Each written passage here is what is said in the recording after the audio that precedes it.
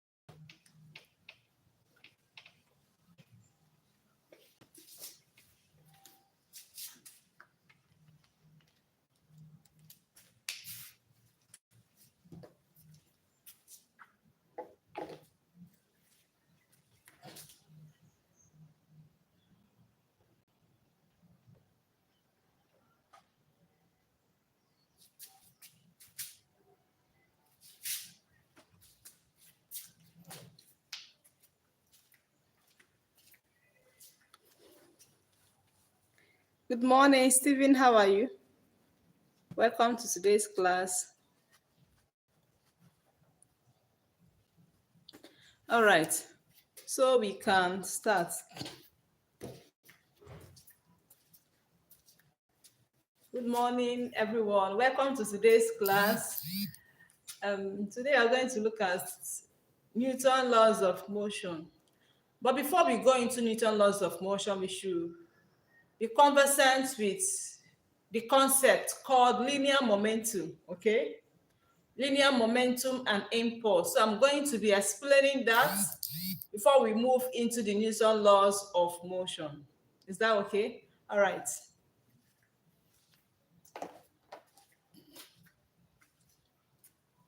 Veronica, hi, you're welcome. Good morning. Please, can you see the two lines on the board? Can we see the two lines on the board? Can we see the two lines on the board?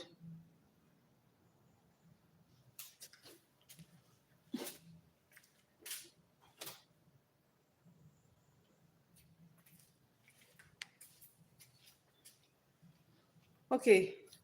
Glossa foodies. Hi, Jossy. You're welcome. Good morning. Welcome to today's class. Sylvester Osage, you're welcome. How are you?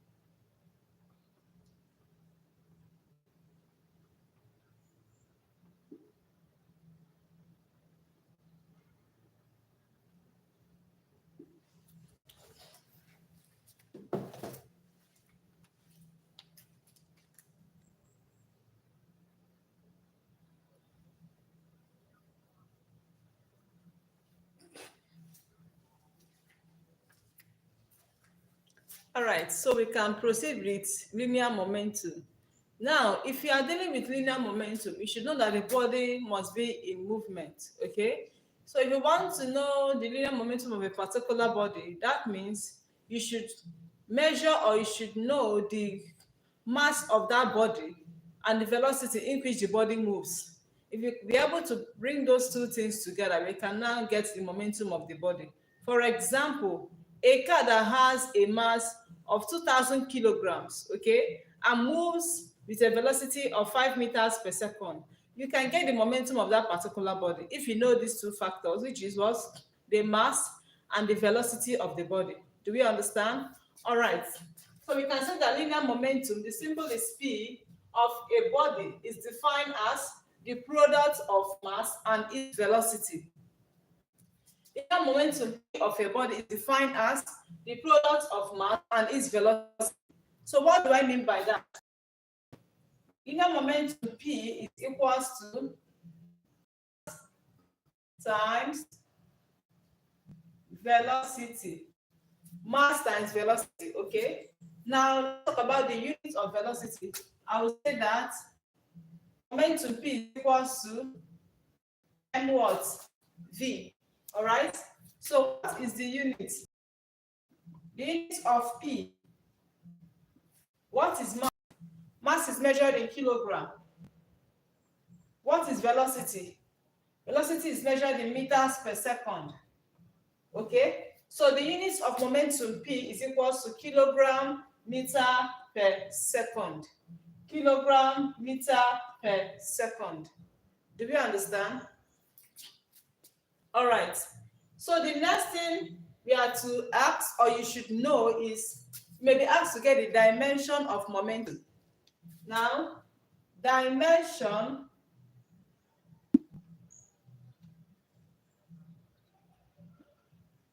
of P. Now, this is kilogram. Kilogram is unit for what? For mass. I'm going to put capital what? M. Okay? This is meter. Meter is unit for length. I'm going to put capital L.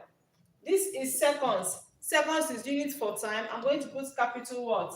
T. Then I'll retain the power. Do we understand? So the dimension of momentum becomes MLT minus 1. MLT power minus 1. Whereas the unit of momentum is kilogram meter per second. Kilogram meter per second. Do we understand? And we must not forget that momentum is a vector quantity. You know what is a vector quantity? A vector quantity is a quantity that has both magnitude and what? Direction. Okay? So because this quantity is a vector quantity, there's a possibility of you asked to find a direction as we progress in this topic. I hope you understand it. All right.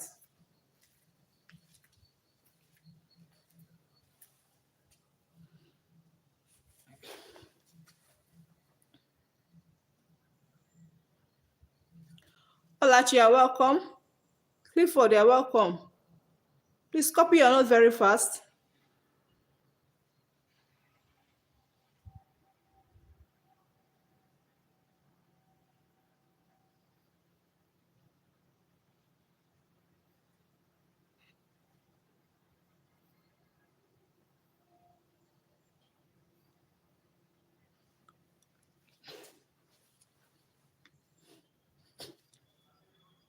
Are we done? Copy fast, please.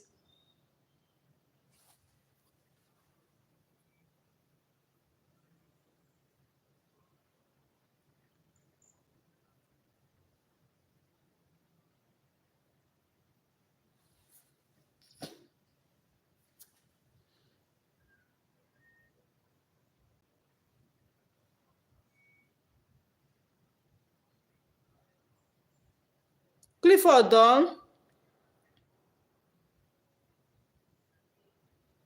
You can't see properly. Okay, you can check your network.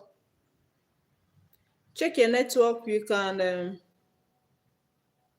change your position and see if it will come up clear. Clifford, are you done?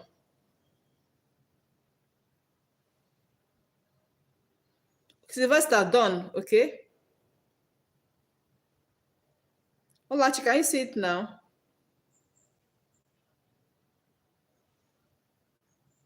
Clifford, done. Okay.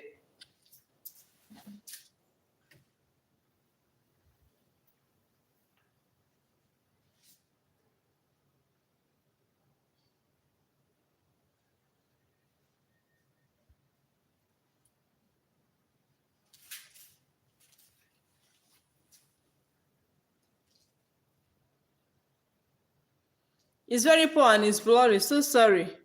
Stephen, you are done. Okay. Just you can change your position and see if it's be clear.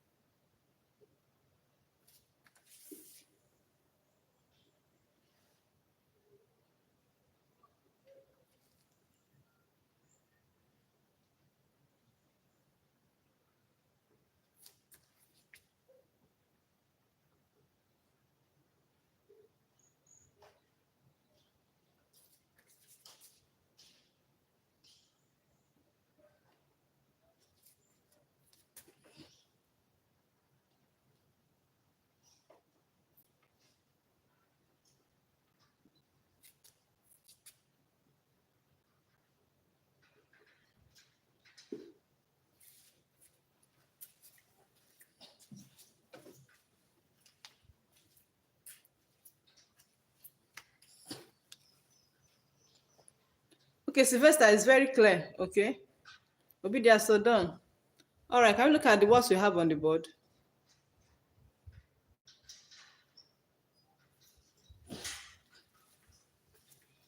Okay, we have an example on how to solve a problem on momentum. Okay.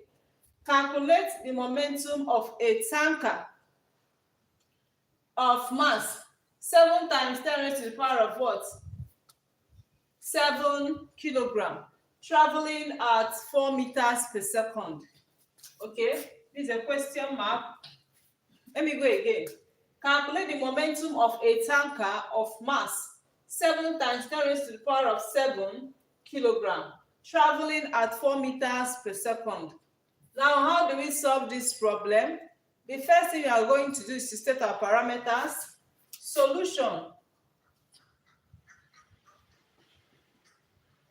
Solution. My mass is given from the question 7 times 10 raised power 7 kilogram. Okay. And my velocity V is given as 4 meters per second. Now we are asked to calculate the momentum. Okay. That is what we are looking for. But we all remember and that we said that the momentum is the product of mass and velocity. So with that being said, we can say that P is equals to mv, right? Okay, so we can say that what is m? M is 7 times 10 raised to power what? 7. Then times the velocity is what? 4. All right. So by the time I multiply, 7 times 4 is going to give me 28. So this is 28 times 10 raised to power what? 7. All right. Then if I carry it over this way, I will add 1 to the power. This is the same thing as saying 2.8 times 10 raised to power 1 times 10 raised to power 7. Do we understand? Then I will now say that momentum is equals to 2.8 times 10 raised to power 8. And the unit is what? Kilogram meters per second. Do you understand? Let me do a recap. We are giving this question on the board. Calculate the momentum of a tanker of mass 7 times 10 raised to power 7 kilogram traveling at 4 meters per second. So for us to solve this, we are going to remember that the momentum is given as 7 times 10 raised to power 7 kilograms. Velocity is equals to 4 meters per second, and we are asked to find the momentum, okay? So knowing that the momentum is equals to mass times velocity, so I'm just going to multiply all through to get what I have, and I have 28 times 10 raised to power 7. Now, if I want to make this to be in standard form, this is the same thing as saying 2.8 times 10 raised to power 1. Then I will now multiply by times 10 raised to power 7. Then with the law of indices, I will add the powers, right? By saying this is 2.8 times 10 raised to power 8. And the unit of momentum is kilogram meters per second. I hope you understand that. All right.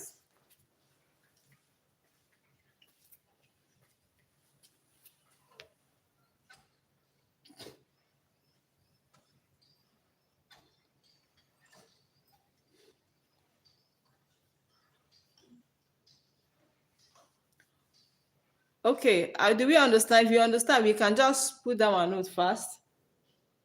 Omojo. Okay. Omojo, Joy Frank. We are done, okay? Omojo, are you done? Veronica, I don't understand. Okay.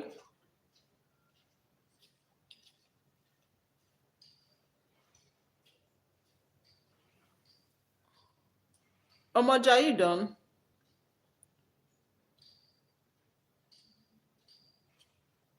Steven, done, okay.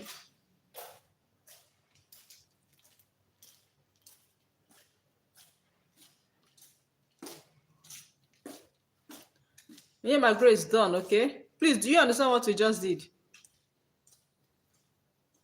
Omojo done, but do we understand?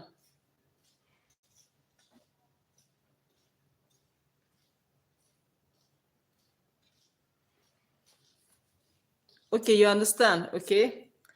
Sylvester, I understand, okay? Omojo, you understood, okay? Grace, all right, so let's proceed. Let's proceed.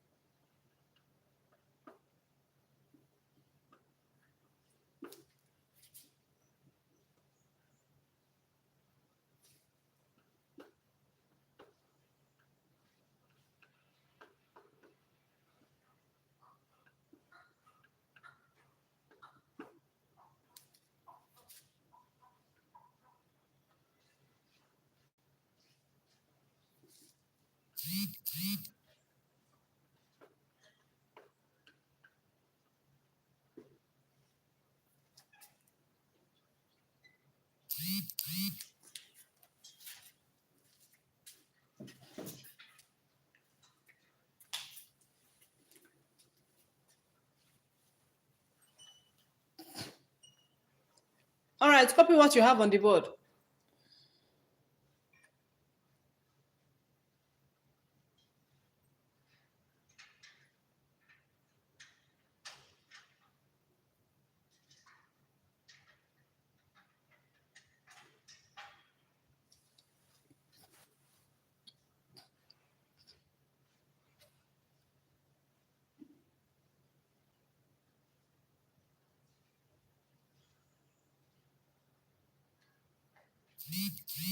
Joy, you are done.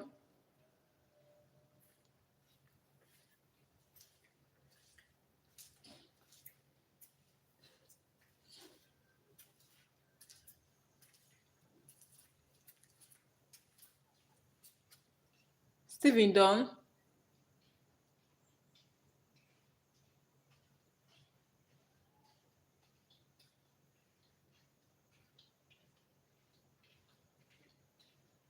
Obidia, are you done?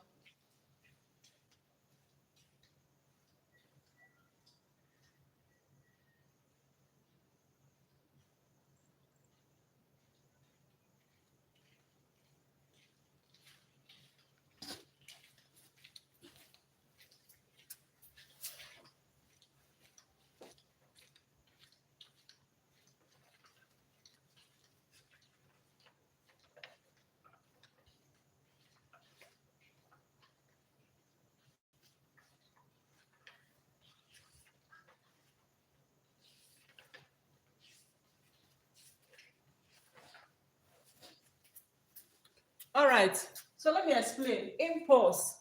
Impulse is usually associated with collision.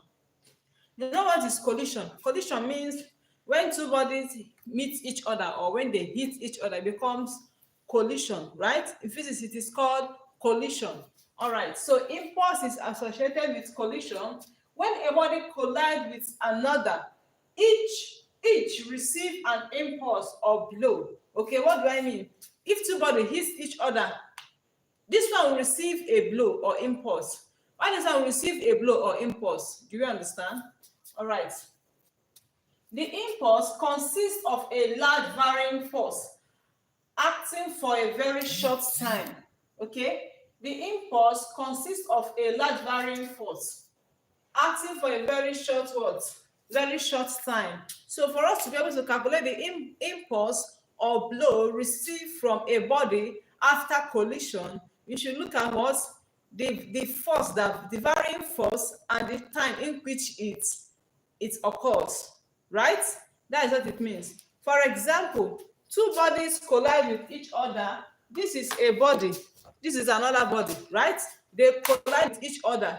This will receive an impulse or blow. This will equally receive an impulse or blow. Do we understand? All right, so for us to check the impulse, because both of them collided with a force and there's a time taken for it to collide, that is a little time. Okay, so we have to check the force in which it takes them to collide and the time in which the collision takes place. Do you understand? So that is what is said to be what? Impulse. Now, you can say that impulse is the product of the average force acting on a particle and the time during which it acts. So if you're looking at impulse, you must not forget that impulse is a product of the force and what? And the time. This is the force acting on that particle and the time during which the force acts on that particle. So in a nutshell, impulse is equal to the product of force and what? And the time. Do we understand? Impulse is the product of force and the time. So I'm going to explain more on impulse so we can see the relationship between impulse and momentum.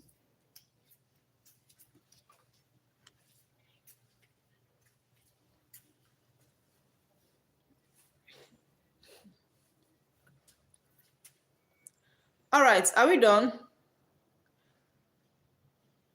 Grace, I hope you are listening to what you are doing. Are we done writing?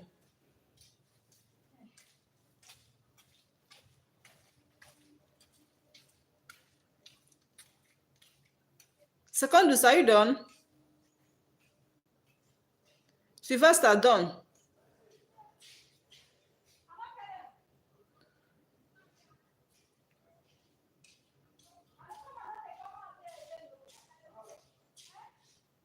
Grace, done.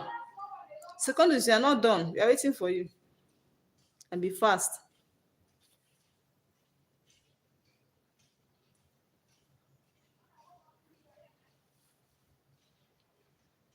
Miss Gold, you are not seeing anything on the board. Are you sure it's not your network?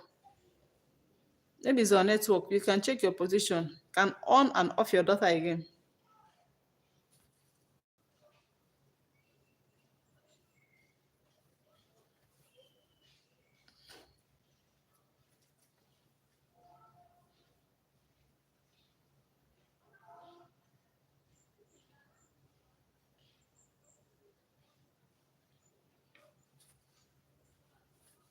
Please, if you are just joining us, don't forget to subscribe to this channel and give it a thumbs up, okay?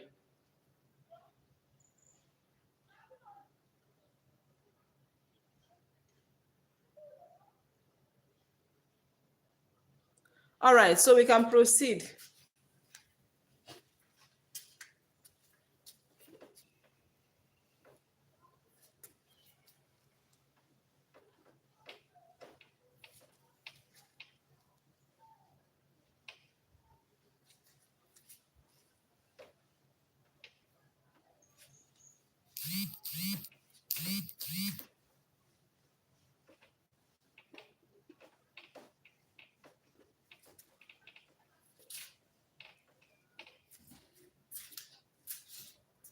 All right, now remember that impulse, the symbol is what? I for impulse is equals to impulse is equals to the product of force and the average time during which it acts. So I can say that this is force multiplied by what? Time. Okay? Impulse, I, is the product of force and the time during which it acts. So we can say that this is force times what? Time. All right? Now, let's generate the unit of impulse.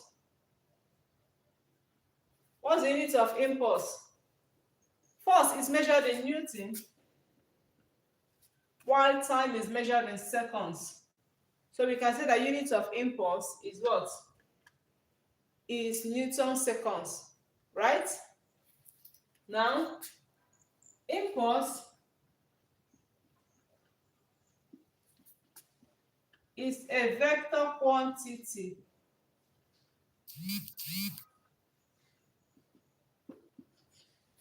We all know that a vector quantity is a quantity that has both magnitude and what? Direction. Okay? Now, once if you're asked to find the dimension of impulse, let me generate that for you. So I will say unit of impulse, I have Newton seconds. Look at Newton is for force, and force is equals to mass times acceleration, ma, times seconds, right? Unit of this is kilogram, while this is meters per second square, right? Then I multiply by these seconds. This is power 1. They are still talking about the units. Then from the law of indices, I can put these two things together by saying this is kilogram, meter, x. Okay, that is 1 minus 2 is going to give me minus what? 1. That is the unit of impulse, right? Now I can get the dimension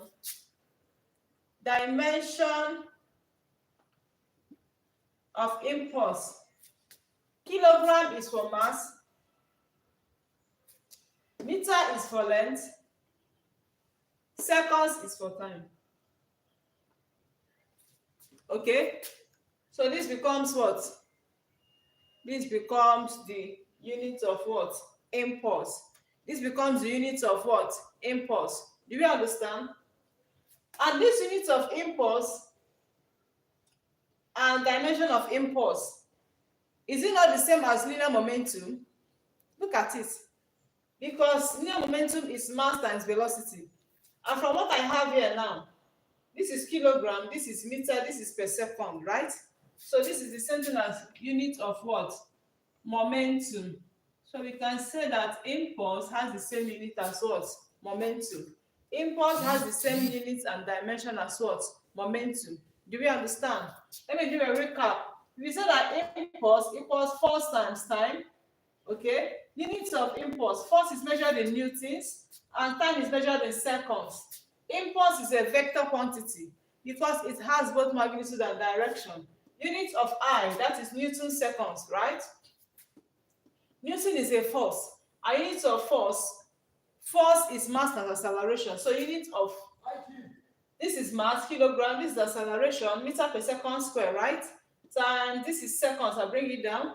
Okay, so I will work on them from the law of indices. I have this is kilogram, this is meter, then this is per second, right? Because minus 2 plus 1 is going to give me minus 1. And this is the same as the units of linear momentum. So my dimension of impulse becomes mlt power minus 1. All right. So this is the same as the units of momentum and the dimension of momentum. So in a nutshell, we are concluding that impulse is also the same thing as linear what? Momentum. All right.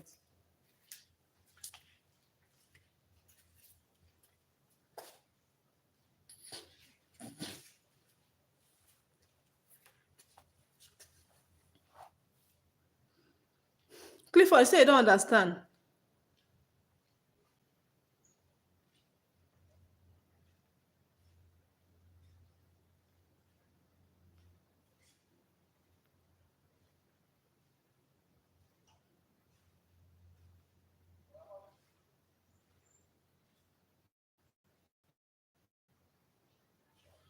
Okay.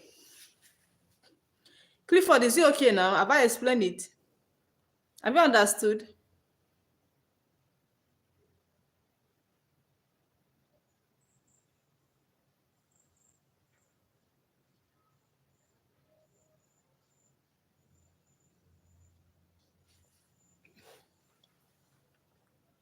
Class, do we understand?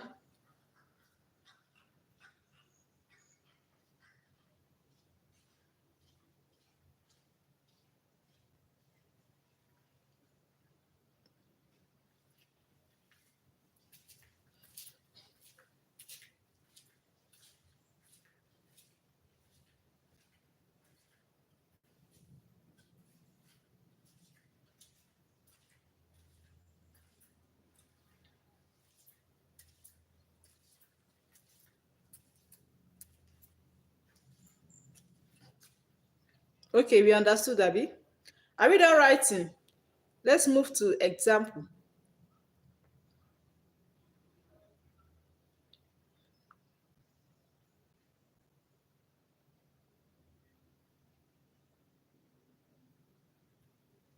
Secondus. I'm going to derive that. Oh, we're discussing laws of Newton laws of motion, okay? I'm going to explain that. All right. I'm going to explain how momentum relates to impulse, but then from what I just wrote on the board, they have the same SI unit. But I'm still going to prove it again when I get to Newton's second law of motion. And we are going to do that today. All right? Okay. So are we done writing?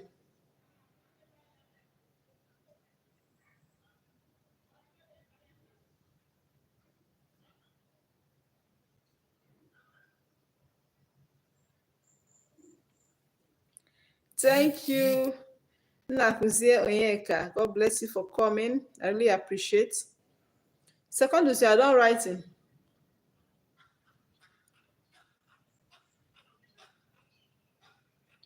Okay, so let's proceed.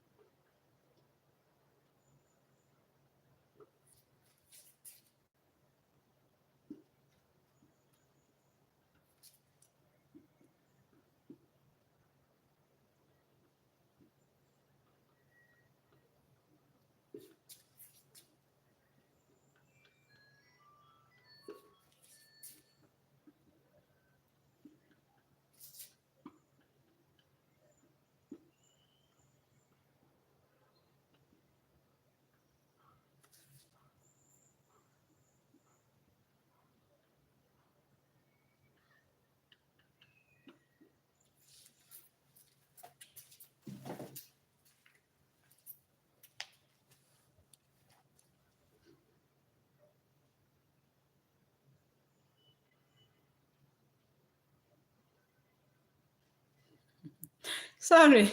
Example one was the previous one I did under linear momentum, okay? Okay, it's like I just typed that one example. I didn't put 1 or 2. Simona Grace, you're welcome. How are you today?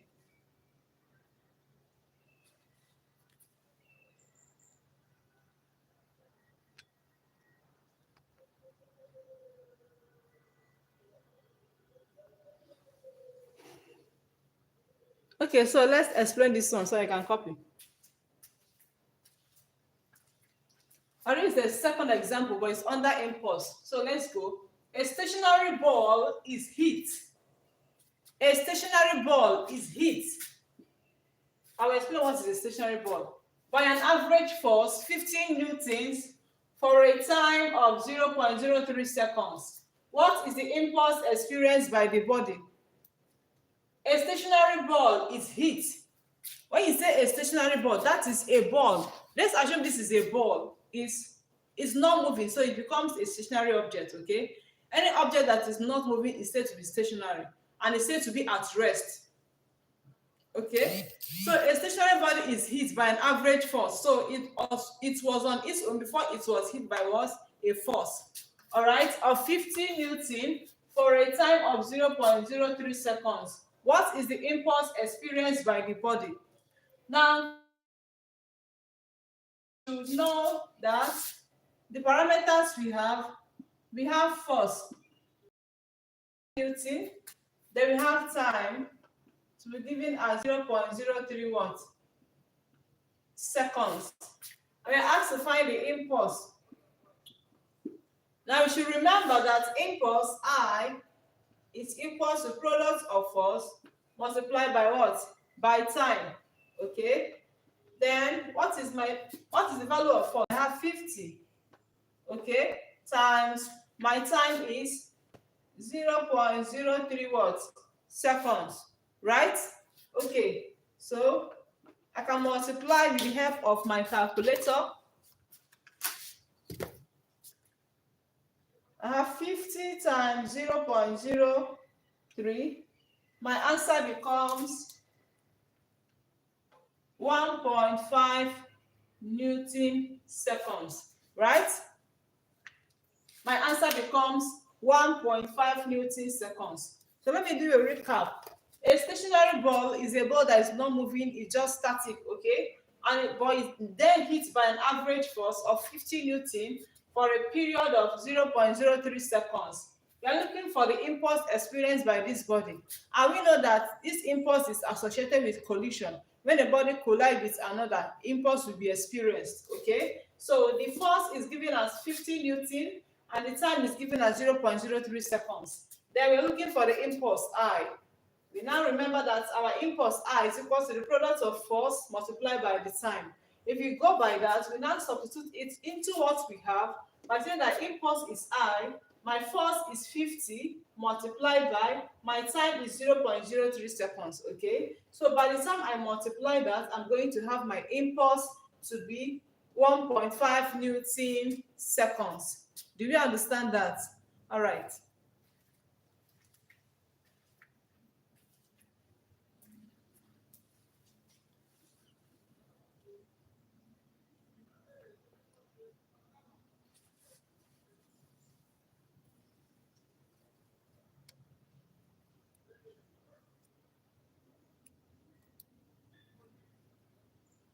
Are we done writing? Do we understand?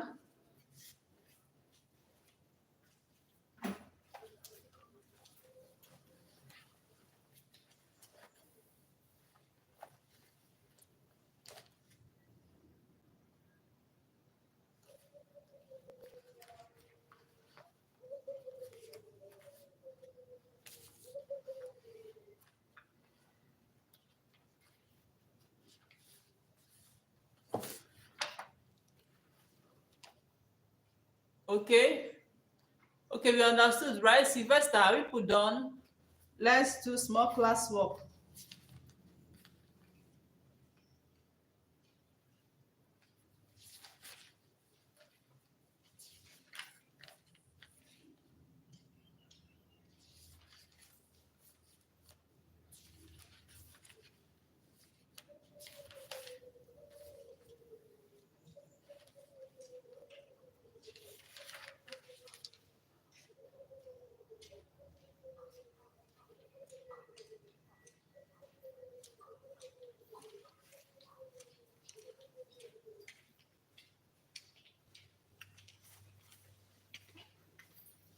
Why don't you go there?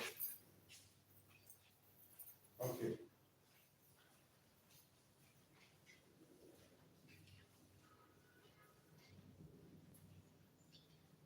Are we done writing?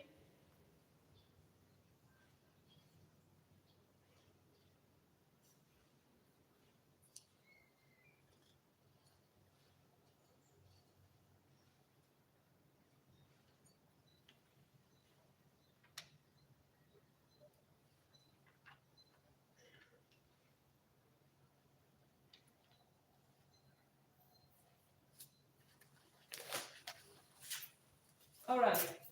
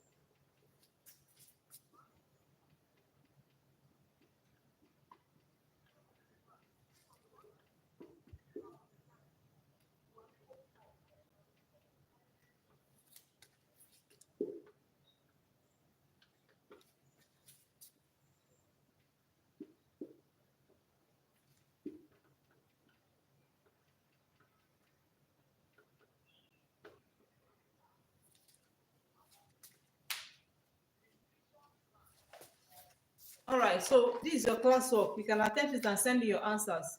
You have 5 minutes to do that.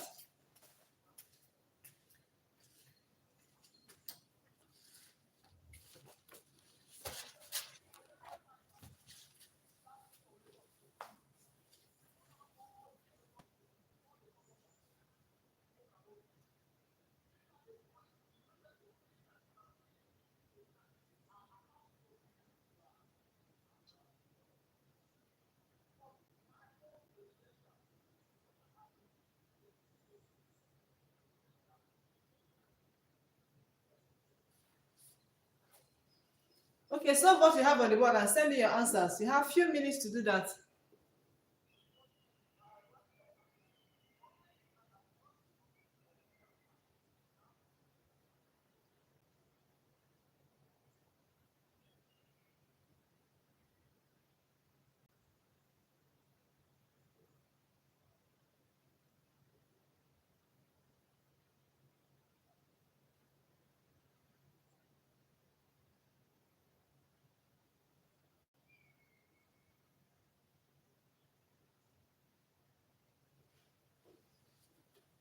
Okay, Grace, you're done. 50. All right.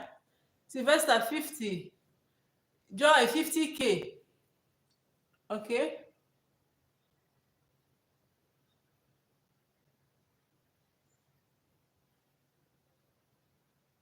Veronica done. Clifford, where are you?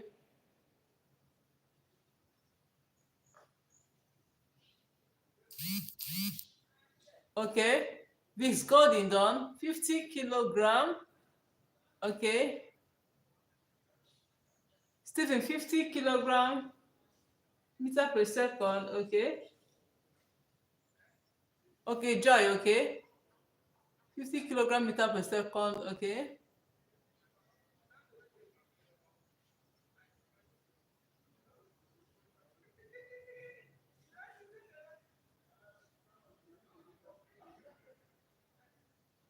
All right.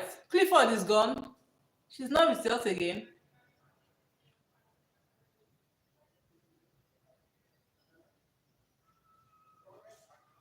Okay, obedience are done. Okay, Clifford, they are done. All right. So we can solve to see who is correct. Now going by what we have an object of mass 5.0 kilogram moves with a velocity of 10 meters per second. Calculate the momentum. Okay, let me go again. An object of mass 5.0 kilograms moves with a velocity of 10 meters per second. Calculate the momentum. Now in this question, how do we do that? What you're going to do is to state our parameters given. Solution. Okay. Solution. Our mass is equals to 5 kilograms and our velocity is equals to 10 meters per second, and we are asked to calculate the momentum, that is P, right? With that being said, we can say that the momentum is what? Mass times velocity, okay? So what's my mass? My mass is 5 multiplied by velocity is 10, all right? By the time I multiply both, I'm going to have 50 kilogram meters per second, okay? So the answer to this particular question is 50 kilograms meters per second. So if you get your answer as it, that means you're actually correct, all right? All right.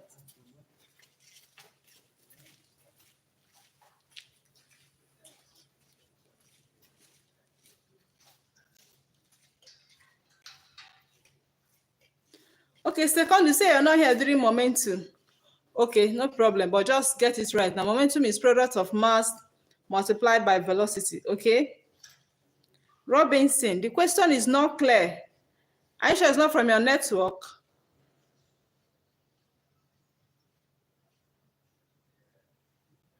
Robinson, I thought you were in SS1. Robinson, are you in SS1?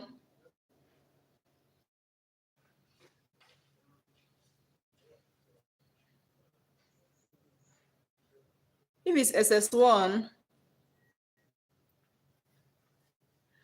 okay, the homework assignment, okay.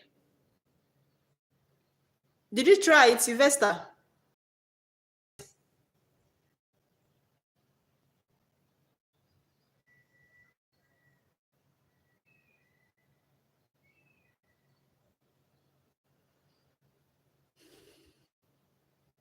All right, I will do that later. Robinson, okay. Okay, you can join us, Robinson, but your time is by 2, but you can still join us, no problem. You're welcome. You can join us to learn.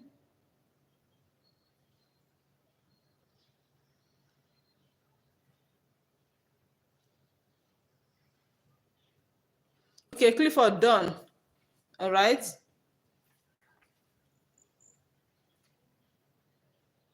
Obedience, Robinson, okay.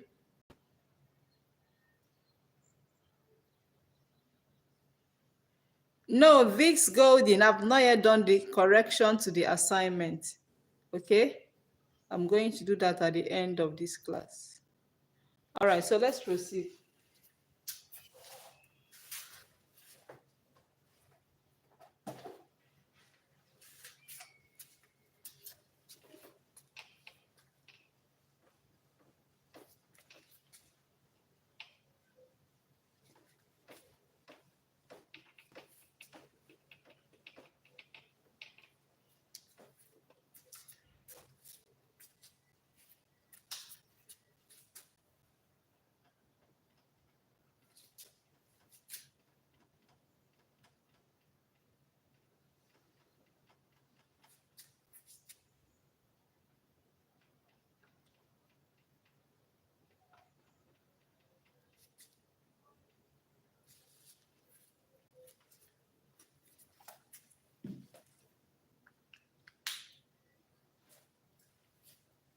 All right, so we have Newton laws of motion. So Isaac Newton proposed Newton laws of motion. It was classified into Newton first law, second and third law. Okay, so right now we are going to explain the Newton's first law of motion. Okay.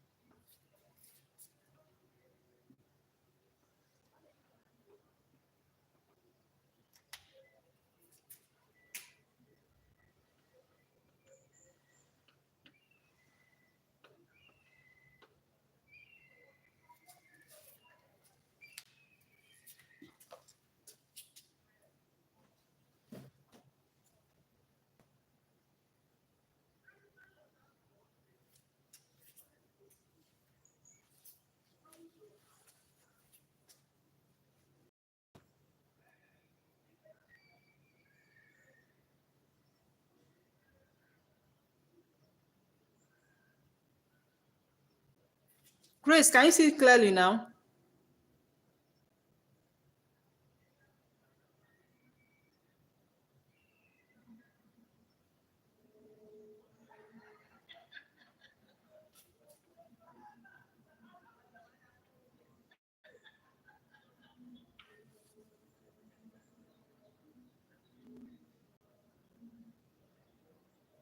Oluchi, our class is usually 2 hours, okay? It's 2 hours class. So you can be able to achieve a lot for that particular day.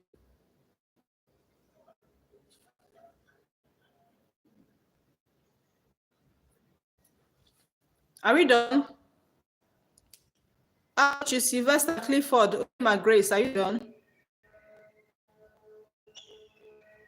If you are just joining, double tap, give it a thumbs up, and make sure you subscribe to this channel, okay?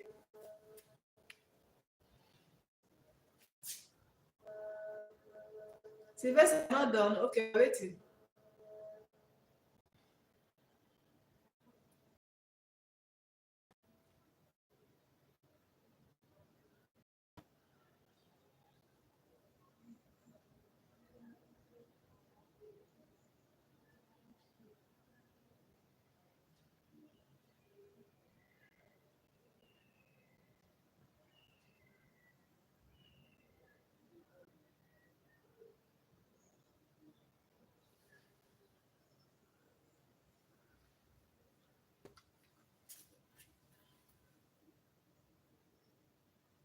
Veronica, done. Second is done, okay?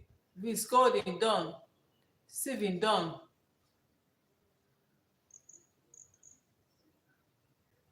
Omojo.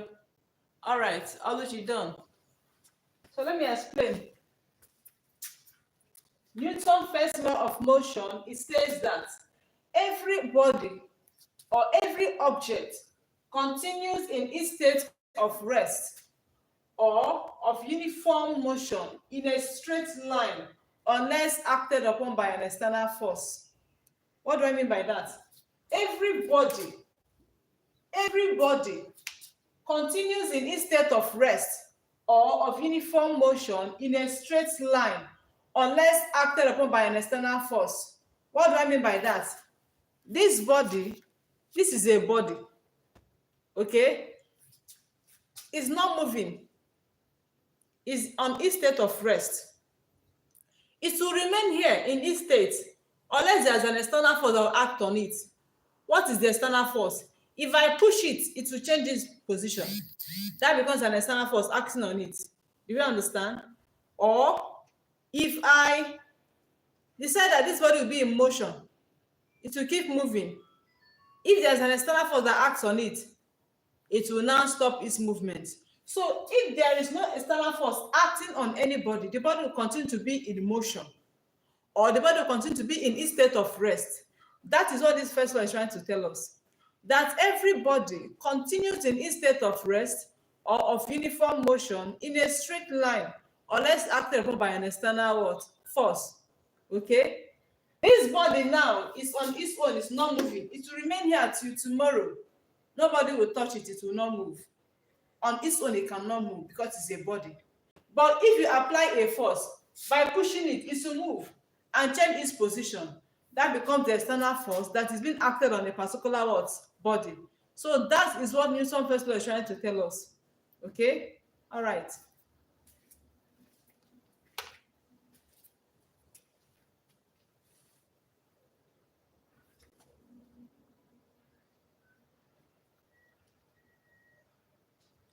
Okay. If we can teach you equilibrium of forces tomorrow. All right.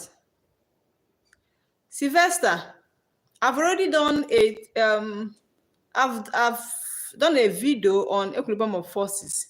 Maybe tomorrow I will send it to the group.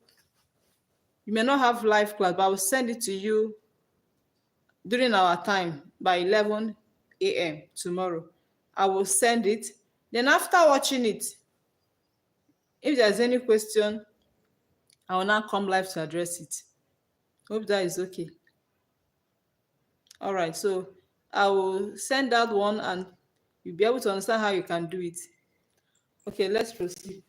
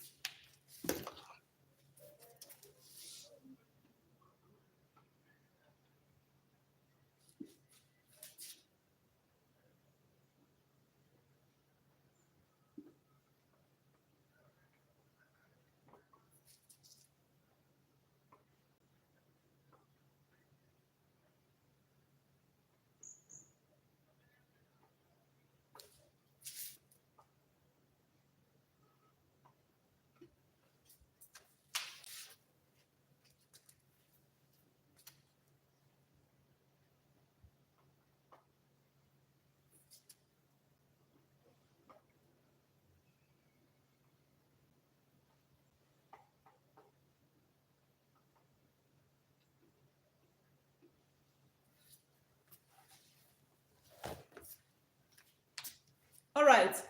The tendency of bodies to remain in their state of rest or of uniform linear motion in the absence of applied forces is called inertia. Do you understand?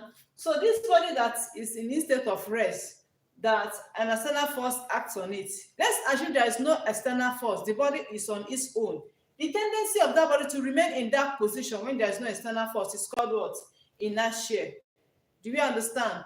So that is Newton's first law, and this is what? Inertia. Newton's first law states that everybody continues in its state of rest of uniform motion in a straight line unless acted upon by an external force. Okay? But let's assume there is no external force acting on that body. So the tendency of that body to remain in its state of rest is said to be what?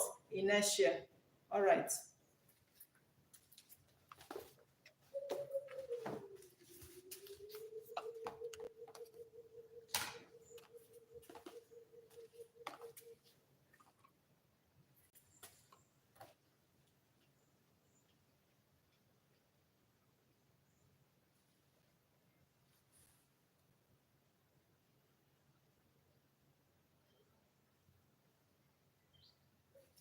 Secondus. Are we done writing? Being polite, hi, you're welcome. You're just joining us. You're welcome. All right, copy what you have on the board. Let's proceed. I hope you understand better now.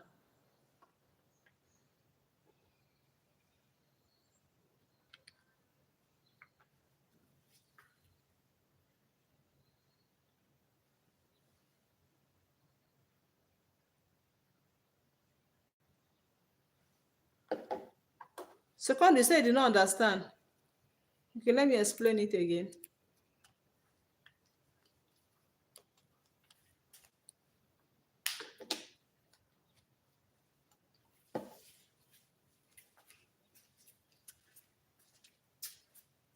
I said that Newton's first law states that every body continues in its state of rest or of uniform motion in a straight line unless acted upon by an external force. When when an object is on its own, it is not moving, and nothing will make it to move. There's nobody that will push it to change its direction. Okay, that is what Newton's first law is trying to tell us. But if there's an external force, it can make that body to change its direction. Do you understand? And I use this calculator as an instance that this is a body. Let's assume this body is here. It will remain here until there's an external force that will push it. When the external force push it, it will now change its position. Why is it called external force? Because the force is coming from outside this body. The force is not coming from the calculator. It's coming from a body that is outside the calculator. That is what is said to be external force. Do you understand now, secondus? All right. And let's assume that this body remains in its state of rest. And let's also assume that this body does not have external force that is acting on it. That tendency for this body now, which is the calculator, to remain here with no external force acting on it is said to be what? Inertia. Do you understand? The tendency of this body to remain in this state without any external body pushing it or touching it is said to be what? Inertia. So that is what we mean by Newton's first law. All right.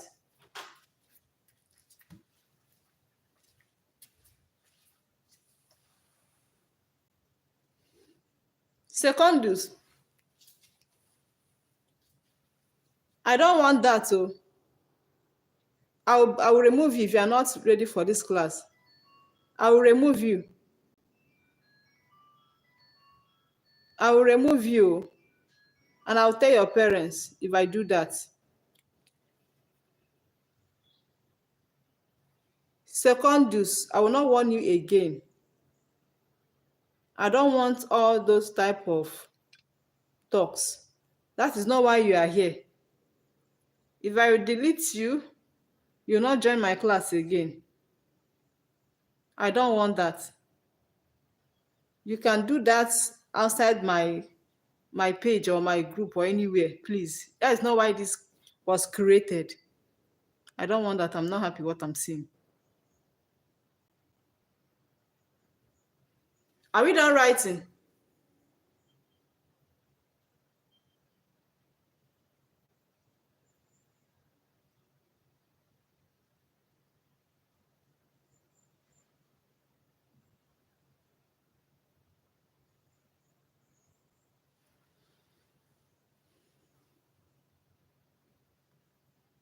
Clifford, final warning.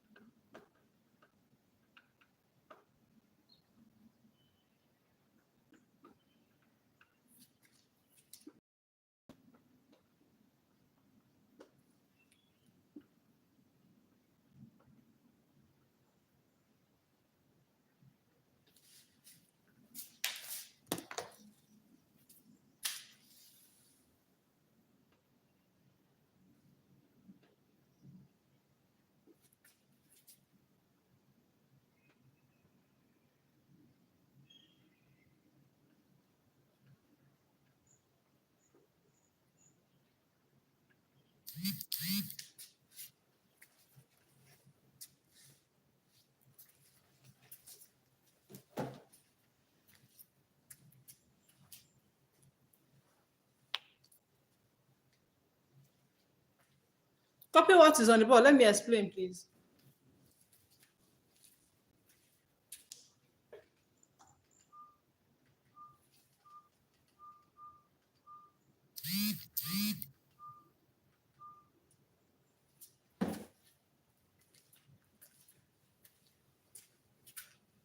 Obedience, so check your location where I can change your position and see if it will pop up.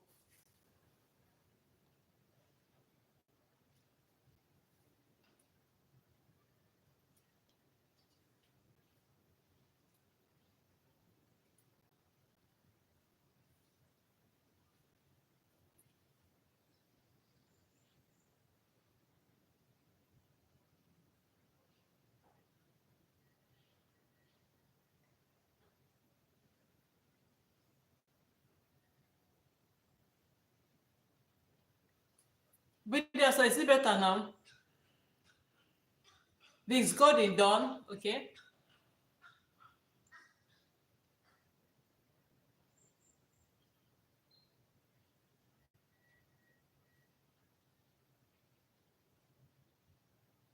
Stephen done. Veronica done.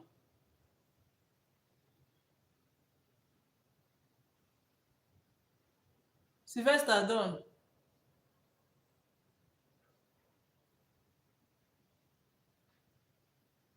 Asapo Okechukwu done. Joy done. Light, is she still here? Secondus. Let's not repeat itself. That is not why you are here. You came to learn. So as every other person, okay? So let's be serious and focus.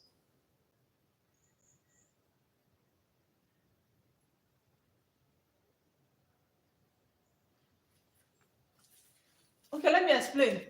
I'm still explaining Newton's first law. Now, Newton's first law explains why passengers in a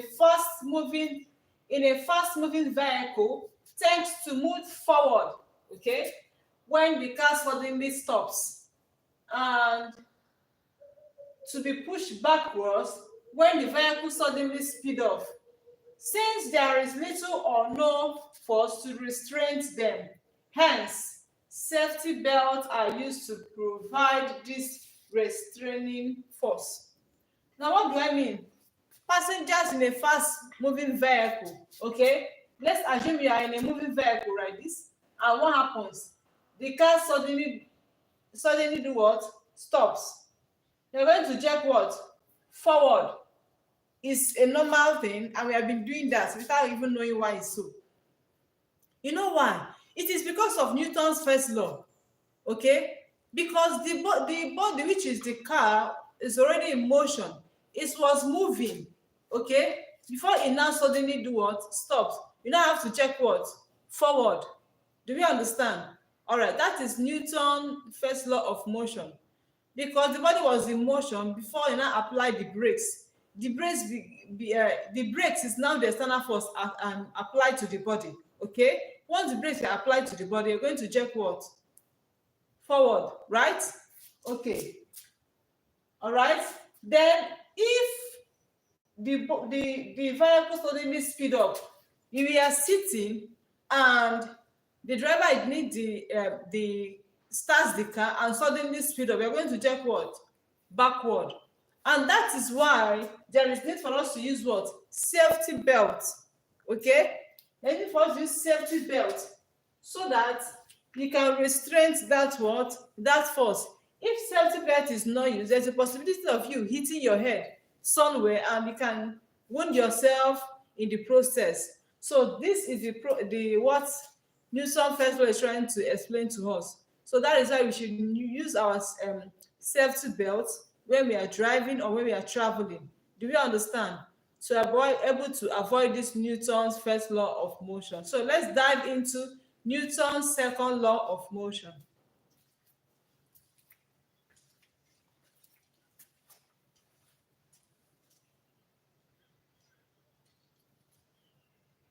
Okay, we are done. So let's go to another one.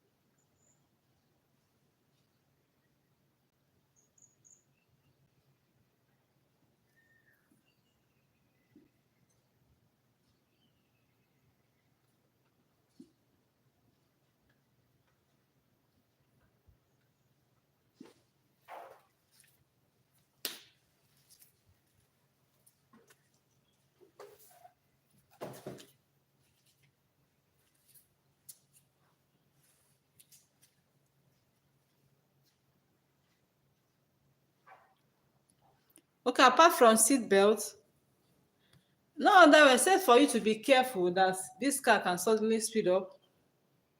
That's why the seat belts are created, so you can actually use it to restrain the force in a vehicle.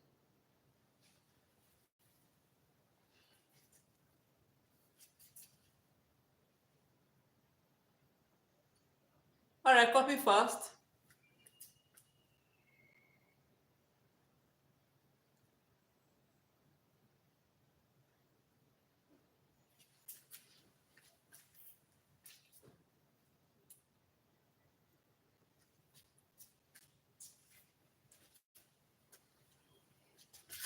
Are we done?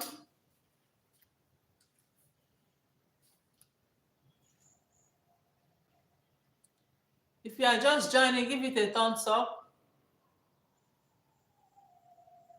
Light, are you still here?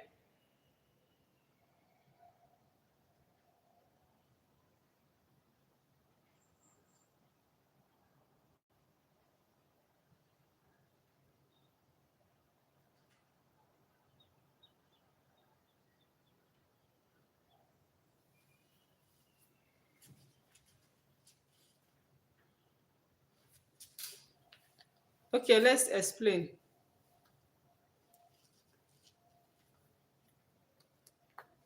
Second is done. Happy, you're welcome. Thank you for coming.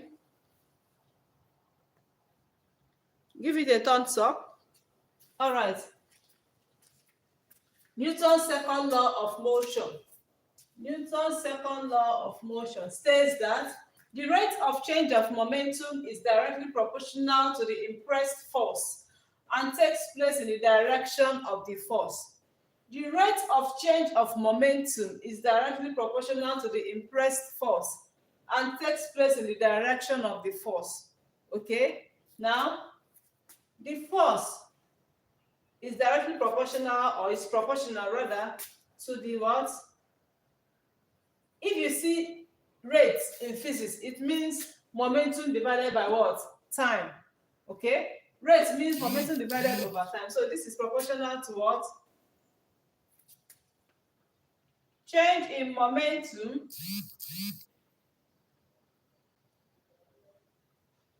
divided by what? Time. Okay? So the force is proportional to what? Change in momentum divided over what? Time. And it also takes place in the direction of that force. All right? So I'm going to explain this second law proper for us to know the relationship between force, impulse, and momentum.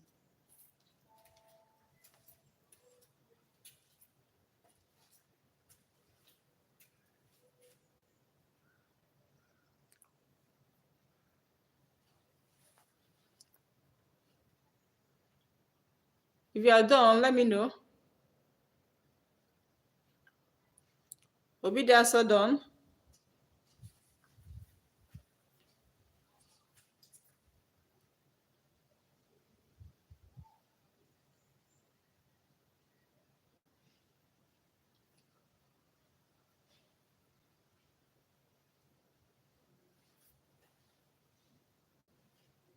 Miss Golden done.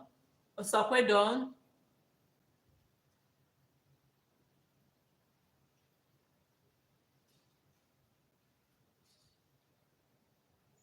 Second is you don't understand. Okay, I'm going to explain it again. I'm going to clean the board and start all over again to explain Newton's second law of motion. Happy and welcome. Please double tap and give it a thumbs up. Okay, Sylvester, I don't understand. Okay, I'm going to explain again.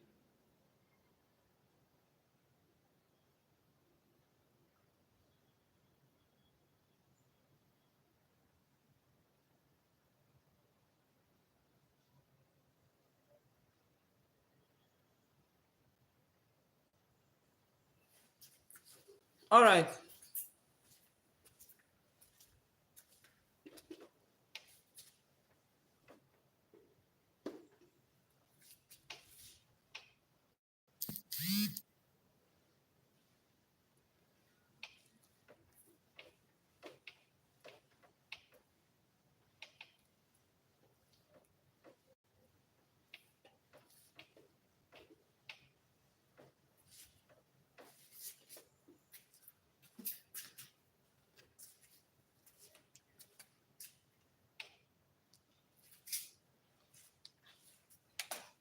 Okay, so if you say that the Newton's second law of motion states that the rate of change of momentum is proportional to the impressed force.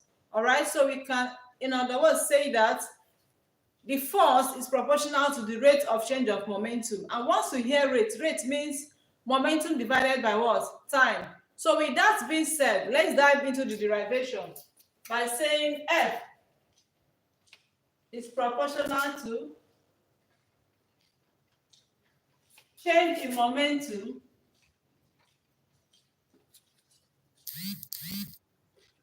divided by time. Okay? Then we should not forget that momentum is mass times velocity. All right? So what will bring about the change in this momentum? That means we should have final momentum minus what? Initial momentum, so that we can bring about the change. Okay, so F is equals to final momentum minus initial momentum.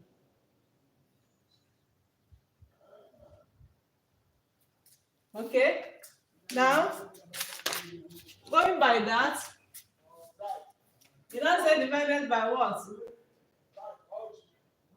Time, right? Now, what is final momentum? Momentum is mass times velocity. Momentum is mass times velocity. But because of this final momentum, we are looking at two different velocities. This becomes final velocity because it is final momentum, while the velocity here becomes initial velocity because it is initial momentum. So with that being said, we're going to have mv minus mu divided by t. Do we understand? Okay. So final momentum is for final velocity, while initial momentum is for what? Initial velocity, because momentum is a vector quantity because it has direction, but here something is common. What is common? M. So I'm going to bring it out by saying that this is equals proportional to, bring out M. If I bring out M, here is left with what? V minus, this M is already out and is left with what? U, right? I'll now divide it by what? By T. So I'll have F is proportional to M bracket V minus U all over T.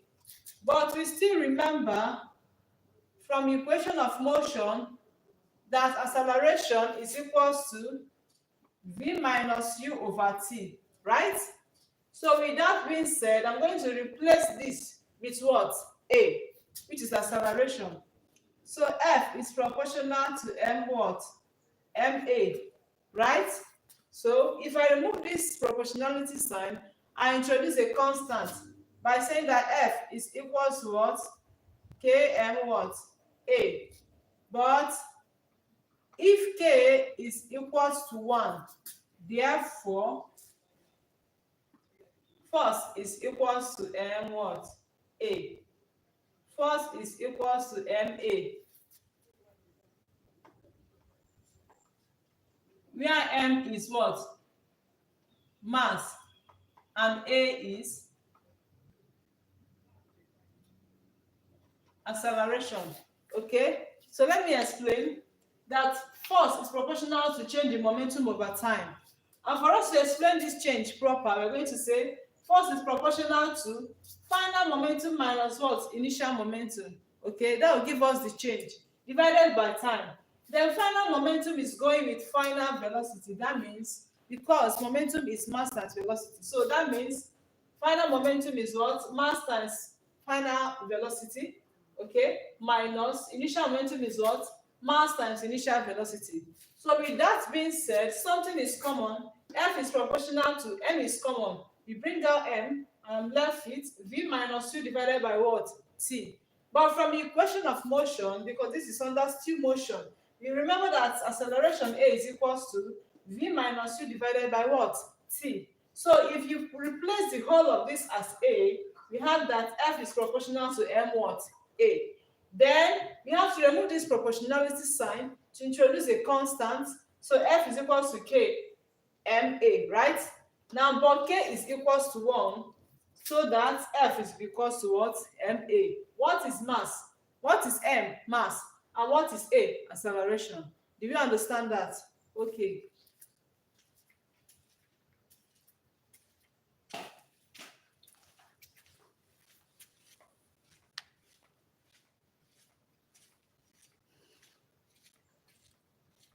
Okay, Light, you are here. Okay, everybody understand. Okay, please, can you copy it? Can we copy?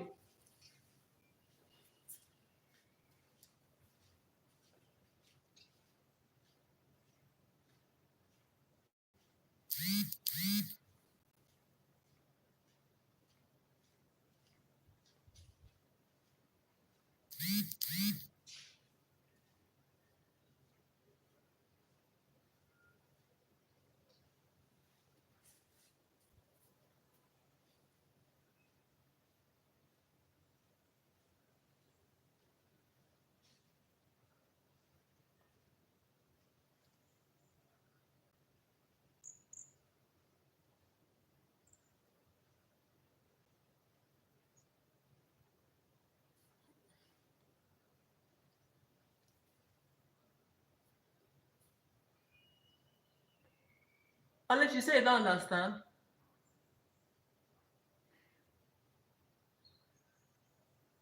Were you paying attention when we are explaining it?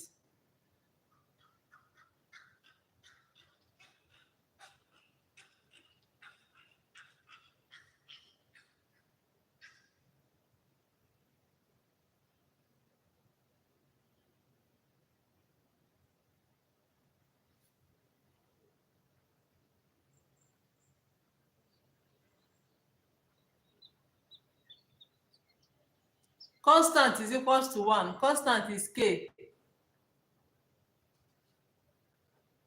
And it's a dimensionless quantity.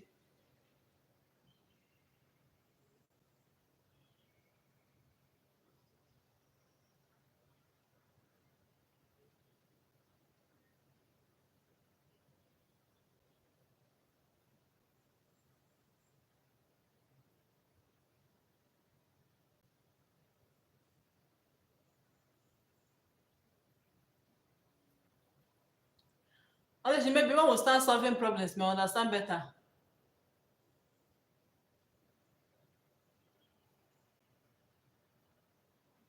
Done writing, okay? So let's proceed.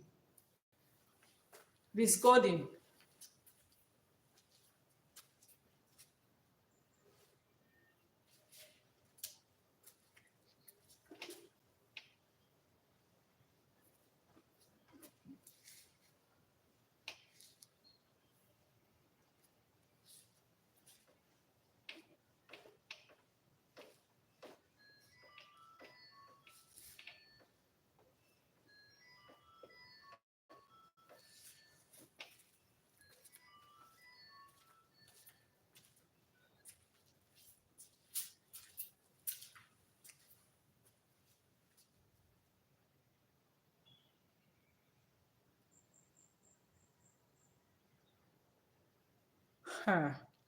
Nsakwa Okechukwu,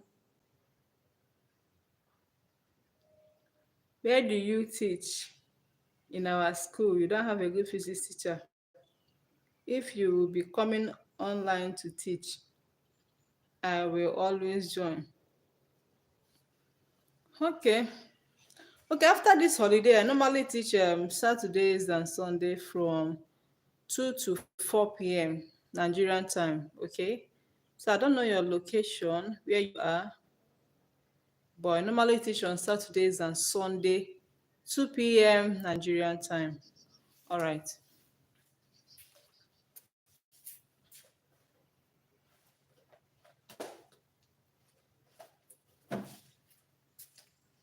Now, if we say that F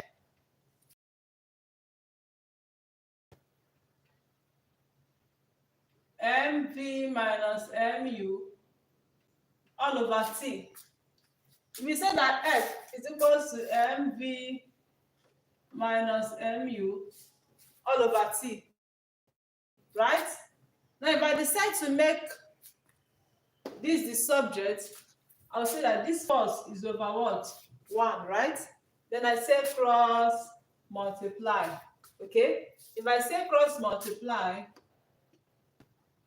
mv minus mu is equals to what? Ft. Okay? But if you remember what is Ft, Ft is what? Impulse. Ft is what? Impulse, because but impulse is equals to Ft. Force times time, right? So we can say that impulse is equals to change in what? Momentum. Therefore, impulse is equals to change in momentum. Impulse is equals to change in momentum. That is, I is also equals to mv minus mu. Do you understand? So from Newton's second law, force is equals to mv minus mu divided by time. So if I decide to do cross multiply, I'll say cross multiply mv minus mu multiplied by time I have this is equals to ft. Okay, so but what is ft? Impulse is equals to ft, so that means that impulse is equals to change in what? Momentum. Change in what? Momentum. So I is equals to mv minus mu. Okay, so this is the relationship between impulse and momentum.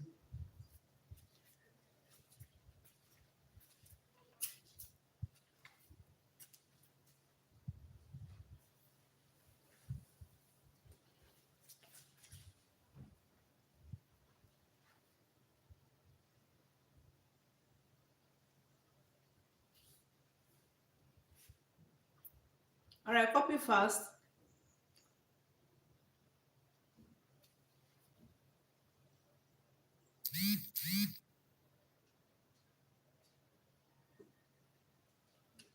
Clifford, they are done.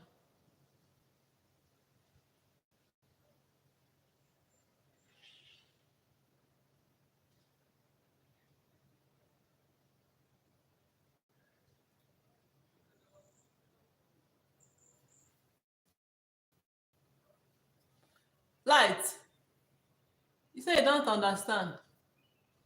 Okay, I'll explain again.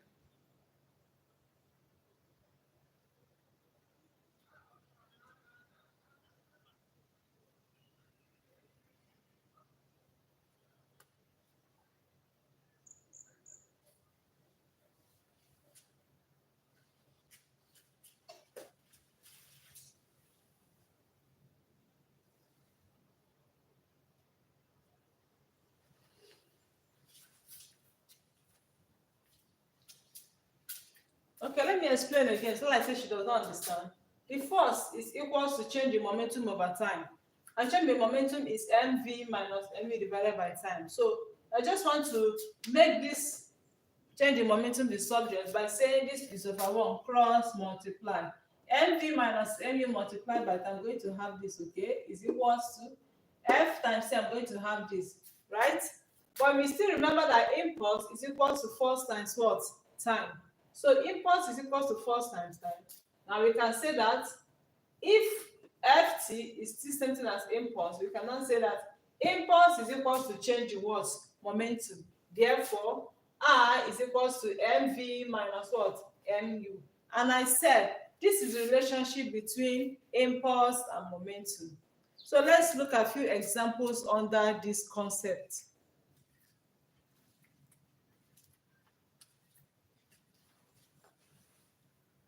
Cypriel Njoki, you're welcome. Okay, if you're just joining us, make sure you subscribe to this channel and give this live stream a thumbs up. Okay, we are done. All right, so let's move to example.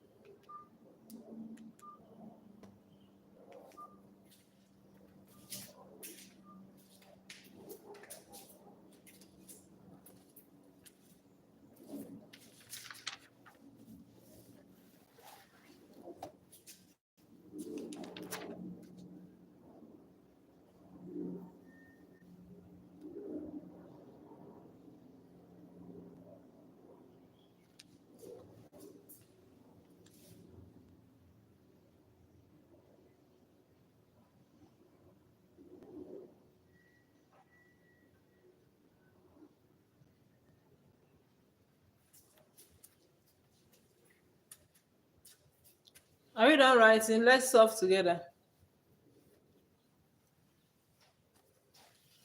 Okay, let's solve.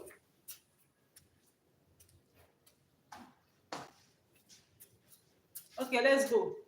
An unbalanced force of 20 Newton, okay? An unbalanced force of 20 Newton acts on a 4.0 kg mass. What acceleration does it give it? An unbalanced force of 20 Newton acts on a 4.0 kg mass. What acceleration does it give it? All right, so you're looking for acceleration. So we're going to remember Newton's second law of motion. By setting our parameters, our force is given as 20 Newton. Then our acceleration, okay, we have our mass is equals to 4 kilogram. My acceleration is what I'm looking for, okay? So I can say from Newton's second law, F is equals to what? ma. Then by putting in what I have, my force is equals to 20, okay? My mass is equals to 4 multiplied by what? A, right? So because I want to find the value of A, I'll divide by the coefficient of A, which is 4. 4 cancel itself, I'm left with A. Then I have, this is 20 over what? 4. 4 into itself, 1. 4 into 20, 5. So my acceleration is equals to 5 meters per second square. Do you understand? Let me do a recap. An unbalanced force of 20 Newton acts on a 4.0 kg mass. What acceleration does it give it? Okay, so we have the force of 20 Newton, we have the mass of 4 kilograms, and we have to find the acceleration. So for us to do that, we are going to state the Newton's second law of motion, which states that F is equals to ma.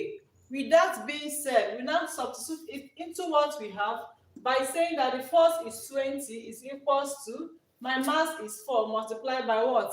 A. So I then divide both sides by the coefficient of A because I want to find the value of A by dividing both sides by 4 and by 4. So 4 into itself, I'm going to be left with A. So I have that A here.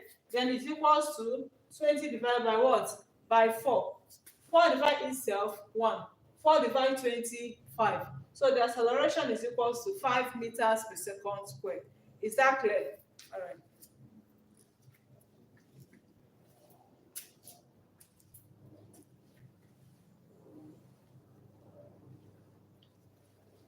Do you understand? All right, you can copy fast. Let's do more examples.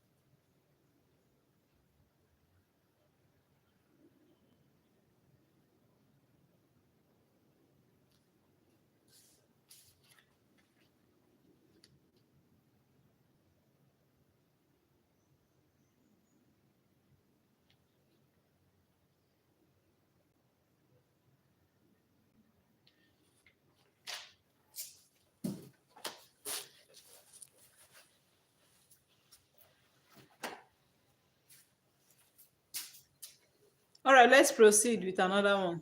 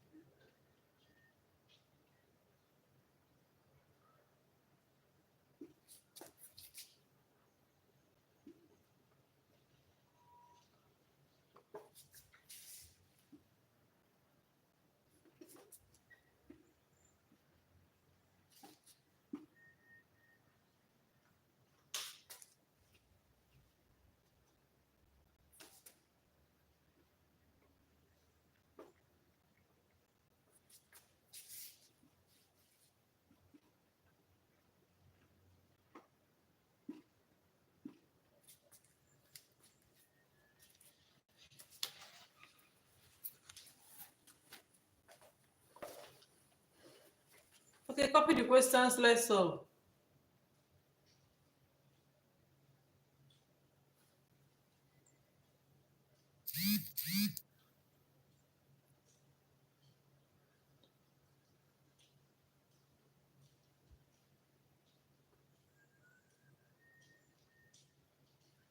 If you are just joining us, please give it a thumbs up and make sure you subscribe.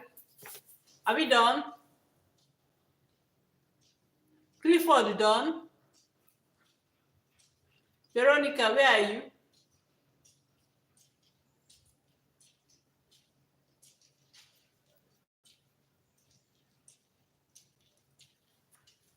With stars, you got 6,400, okay? Okay, let's see. I'm going to still solve it.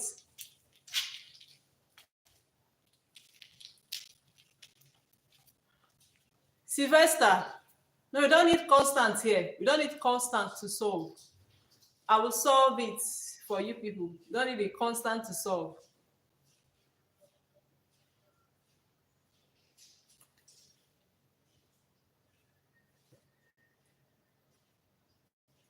My Grace, are you done? All right, let's solve together. Okay, let's go. This question says, a truck of mass 3,200 kilograms moving with a velocity of 10 meters per second. Let me go again. A truck of mass 3,200 kilograms moving with a velocity of 10 meters per second increases its velocity to 20 meters per second in 5 seconds. Calculate the magnitude of the force exerted on the engine. Let me go again. A truck of mass 3,200 kilograms moving with a velocity of 10 meters per second increases its velocity to 20 meters per second in 5 seconds. Calculate the magnitude of the force exerted on the engine. All right, so what do? We're going to state our parameters by saying my mass is equal to 3,200 kilograms, okay? Then this my first velocity given becomes my initial velocity, and that is u. U is equal to 10 meters per second, and the velocity increases from 10 to 20. It means that this 20 becomes my final velocity, okay? So my v is equal to 20 meters per second, all right? In 5 seconds, that becomes the time. So t is 5 seconds. So what are we looking for? We are looking for the magnitude of the force. So that means we are looking for F. All right? So you should remember Newton's second law of motion, which says that what? The rate of change of momentum is proportional to the impressed force and takes place in the direction of the force. So with that being said, we are going to use our equation to solve by saying that F is equals to m, I can say m v minus u divided by what? T. Okay? All right. So F is equals to, what is my m? My mass is 3,200 brackets. My final velocity is what? So let me state it well.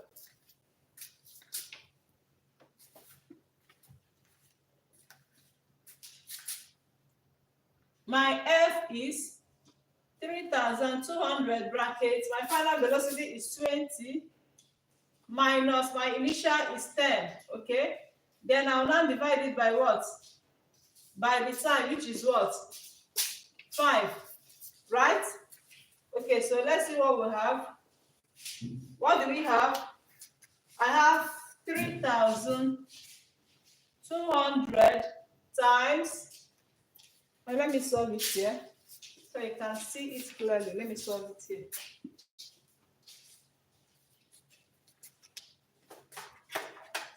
Okay, so my F is equals to 3,200. 20 minus 10 is going to give me, I would say, times 10 divided by what?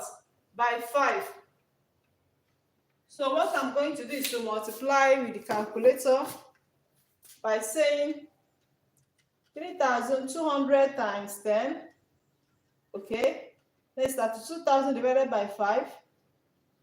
So my answer is equals to 6,400 newtons. So the answer to this question is 6,400 newtons.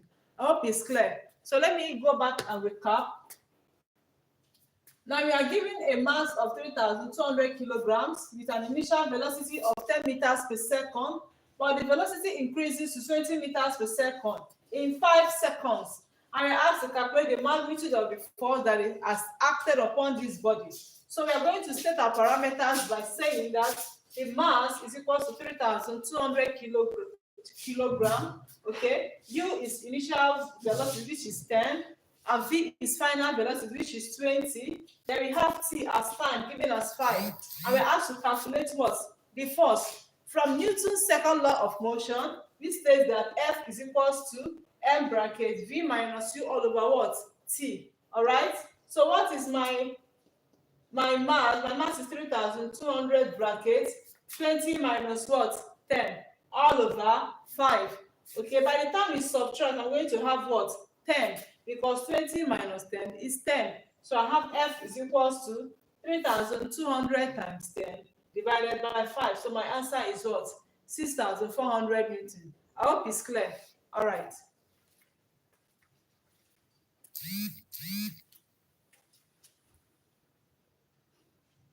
Secondus, check your network. Do we understand? Is it clear? All right, let's solve 2 or more examples so that we can close for today.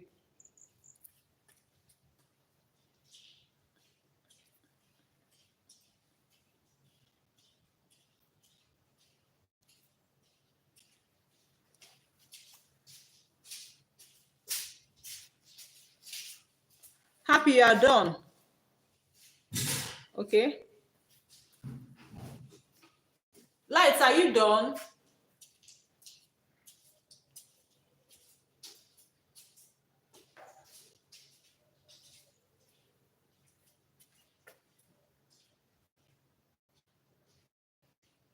Lights, are you done?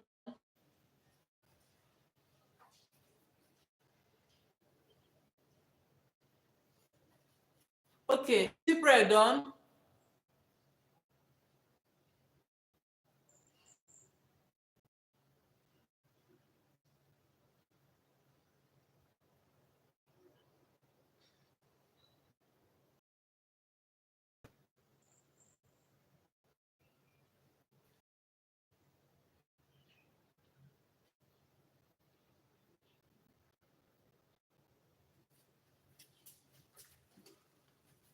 So let's go to another one.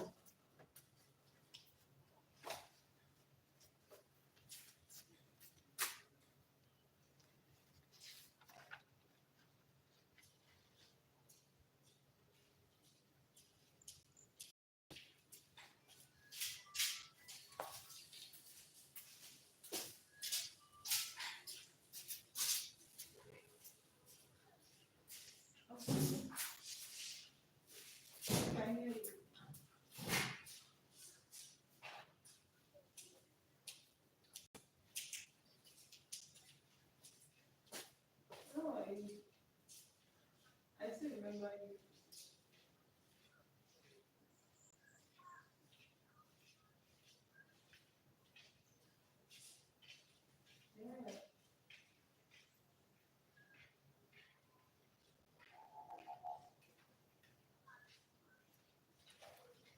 Which class? Which class? I'll come in the next 20 minutes. I'm teaching now. I'm teaching and then I'll be free.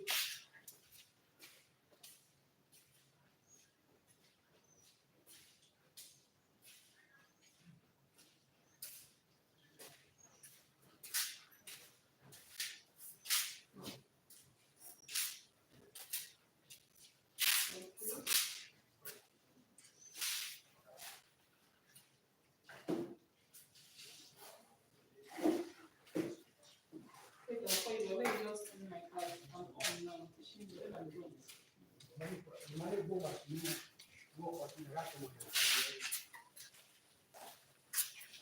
Okay, let's try this one and see what we have.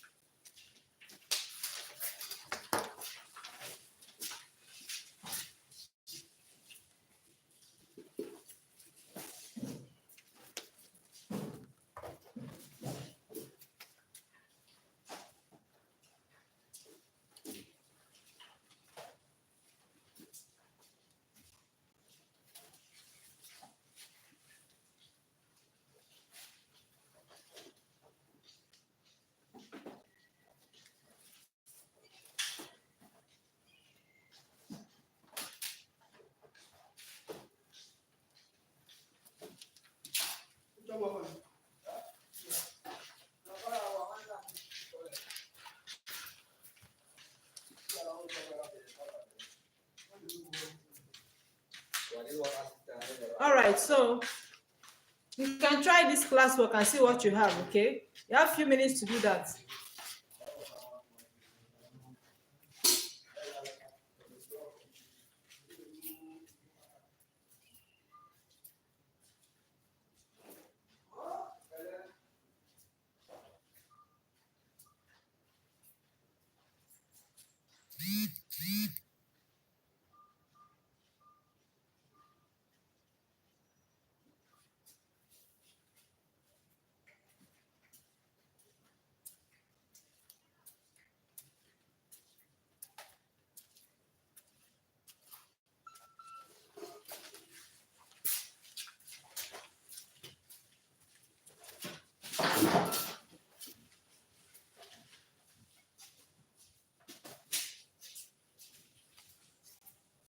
All right, you can try what we have on the board and see if you can get it.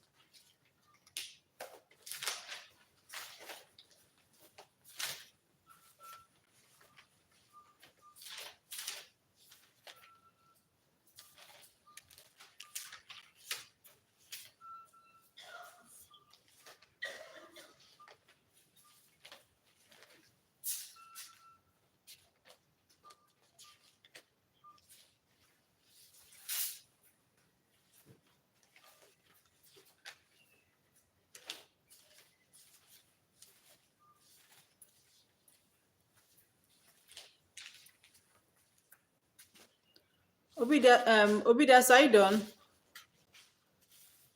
Sylvester, are you done? What's your answer? What is your answer?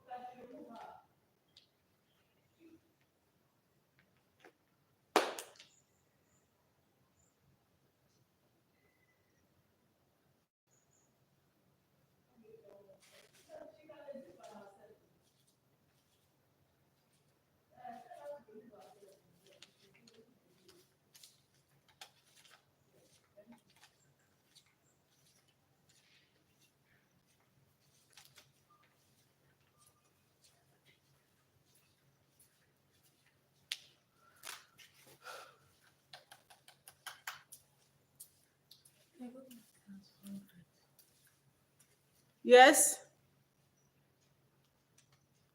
What's your answer?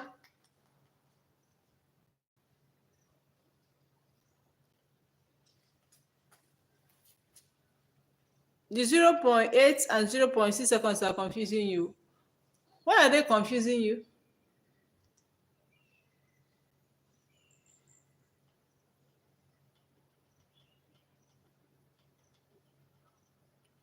Now you're actually looking for velocity.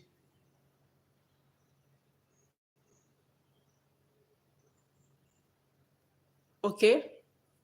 Which velocity are you looking for? That is the question. Look at the question closely. This is a football.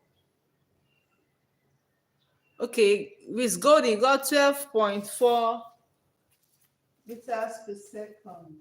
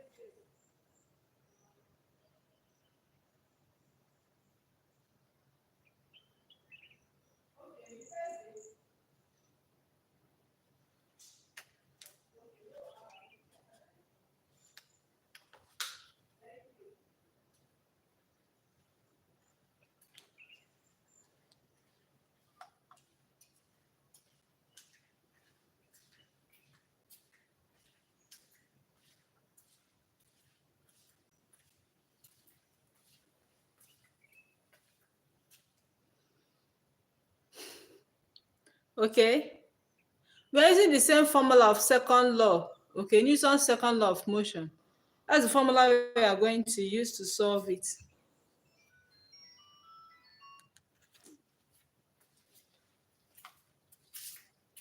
That's the formula we are going to use to solve it.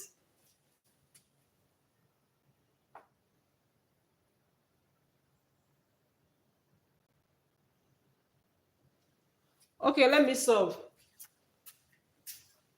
Let me solve because our time is up already. Let me just solve.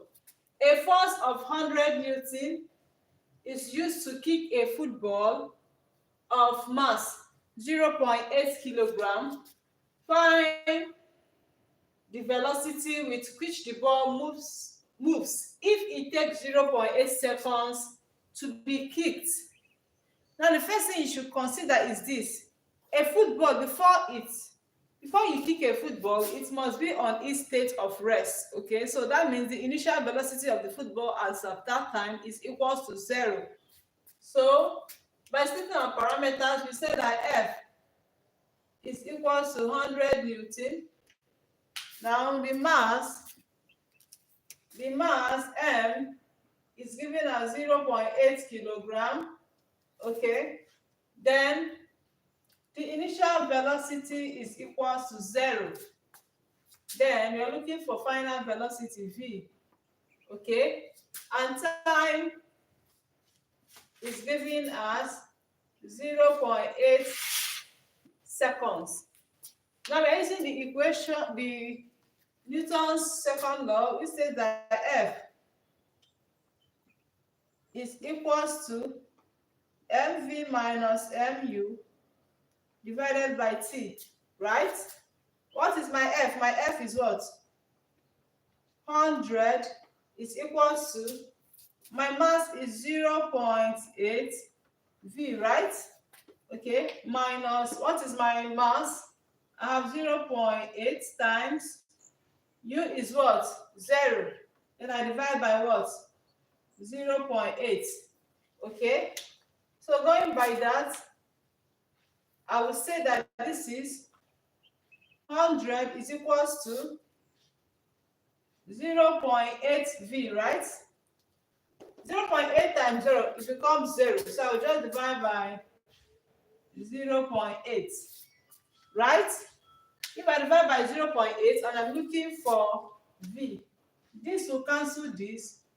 So we now say automatically v is equals to 100 meters per second. Okay, v is equals to 100 meters per second. Do you understand? Let me do a recap by saying that a force of 100 Newton is used to kick a football of mass 0.8 Newton. Now this football, before it was kicked, its initial velocity u is equals to what? 0, because it was kept at a point at its state of rest. Okay, so v final velocity is what you are looking for, and the time is given as what? 0.8 seconds, right? Now let's set our formula from Newton's second law, that F is equals to mv minus mu divided by what? T. So what is my F? My F is 100, then is equals to, my mass is 0.8 multiplied by v minus, I have 0.8 multiplied by what? 0, and divided by 0.8. Anything that multiplies 0 automatically is equals to 0. So we'll go by saying 100 is equals to 0.8 times v, it becomes 0.8 v. Okay, then divided by 0.8. This cancels this, so my final velocity is equals to 100 meters per second. I hope it's okay. All right.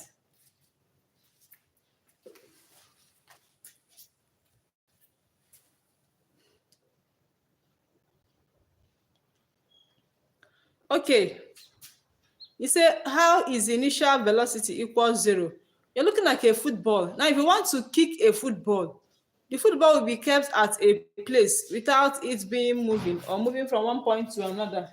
So once it is kept at a place, at that time the initial velocity of the football becomes 0. Okay, so by the time it will move, the velocity will change. So if you are, because we are dealing with motion here, so when you are dealing with motion of a football, before it was kicked, its initial velocity is equals to 0. Then when it proceeds into movement, or when it is kicked, it will now move. The final velocity will now change. It won't be the same as initial. Do we understand? Because the football was at its state of rest, so then that is why the initial velocity is equals to what? 0. Do we get it now?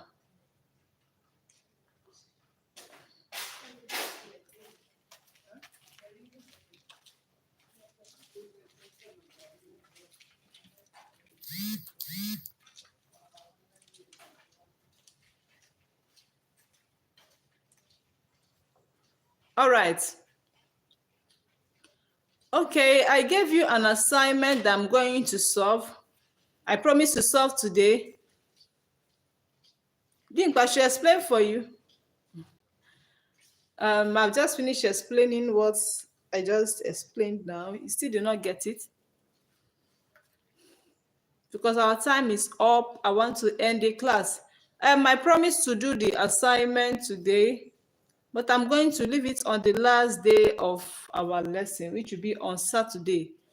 We are going to solve all the assignments we have so far. That will be our assignment day. It's just like concluding all the topics we have done. So that will be like a revision and assignment, solvings on what we have done so far. Okay, so I'm going to solve all the assignments on Saturday, same time, right? Okay, so I'm going to give you assignment for today so you can work on it. All right.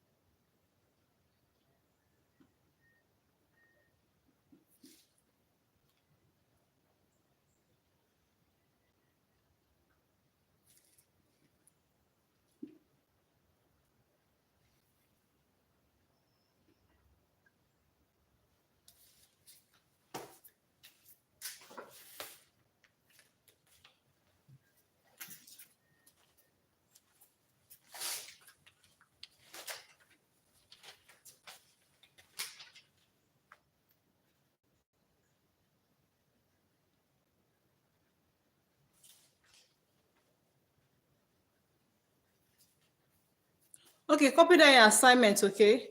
Then all these assignments, we are going to solve them on the last day of our class, which will be on Saturdays, our same time. Okay, I'm going to solve them from beginning to the end. Now you ask any question of what you understand. All right, so copy down your assignment.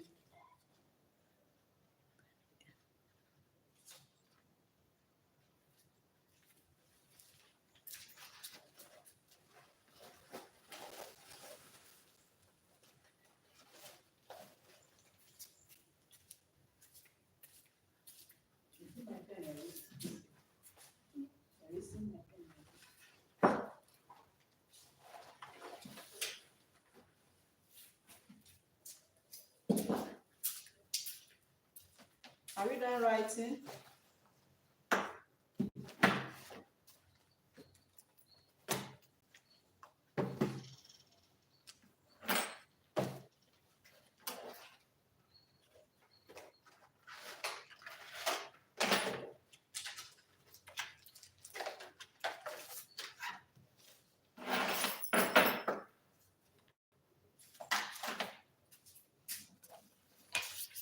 Are we done?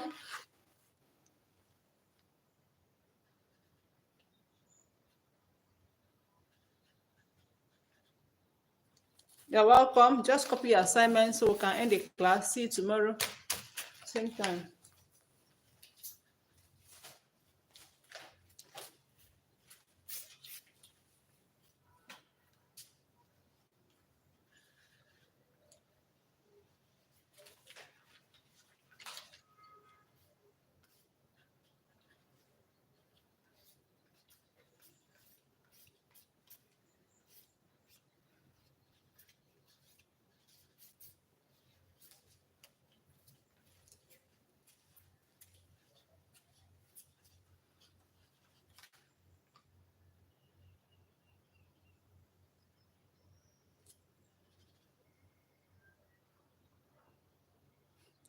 Make sure you do your assignment. Don't wait till Saturday. All right.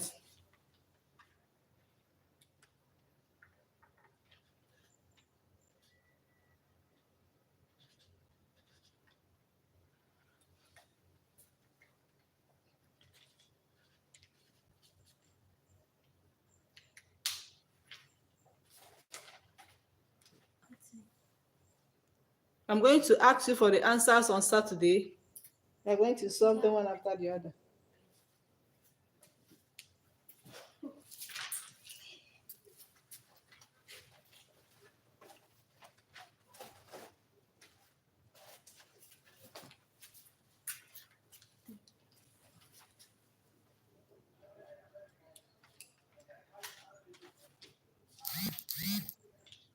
All right. Are we done writing? Okay, Sylvester, bye. Thank you for coming. Are we done writing? Are we done writing?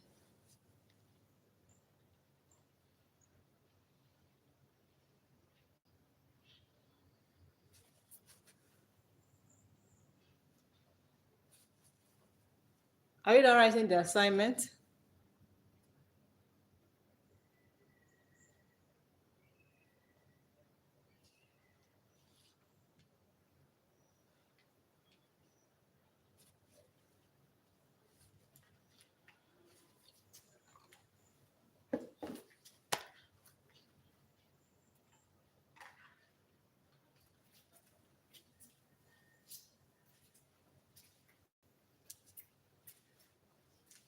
All right, thank you so much for staying to the end of this class. I'm going to see you same time tomorrow.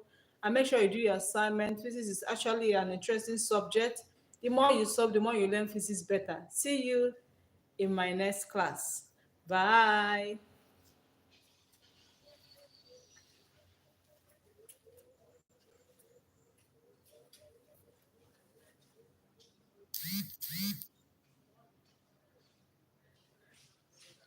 Travel and foods, thank you so much for coming. Please give it a thumbs up. We're almost done with the class.